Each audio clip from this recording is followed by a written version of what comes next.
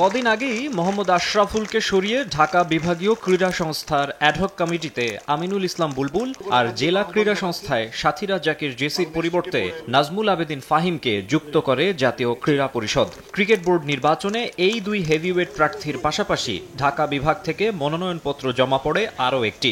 জামালপুর জেলা ক্রীড়া সংস্থা থেকে পরিচালক পদে লড়াইয়ে নাম লেখান আব্দুল্লাহ আল ফুয়াদ রেদওয়ান, কিন্তু বাছাই শেষে জানানো হয় বাতিল হয়েছে তার মনোনয়নপত্র।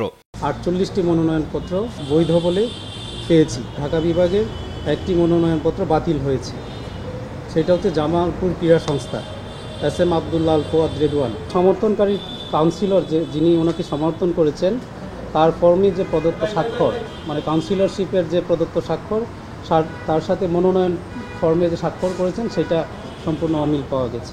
সেক্ষেত্রে বিসিবির বর্তমান সভাপতি বুলবুল ও সিনিয়র সহসভাপতি ফাহিমের জন্য রাস্তা পরিষ্কার। ঢাকা বিভাগ থেকে বরাদ্দ দুটি পরিচালক পদ, তাই তাদের প্রতিদ্বন্দ্বিতা ছাড়াই নির্বাচিত হওয়াটা কেবল সময়ের ব্যাপার। যদিও হাল ছাড়তে নারাজ ফুয়াদ রেদওয়ান, মনোনয়নপত্র বাতিলের খবর শুনেই বোর্ডে ছুটে যান তিনি। দাবি, নমিনেশন পেপারে তার পক্ষের সমর্থকের স্বাক্ষরের বিষয়ে উদ্দেশ্য প্রণোদিতভাবে জটিলতা তৈরি করা হয়েছে। আমি এখানে ষড়যন্ত্রের গন্ধ পাচ্ছি। ওনারা আমাদেরকে কোনো আচরণ বিধি দেন নাই। মাসুদ রানা মুন্সিগঞ্জ জেলা কাউন্সিল আমাকে সমর্থন করেছেন।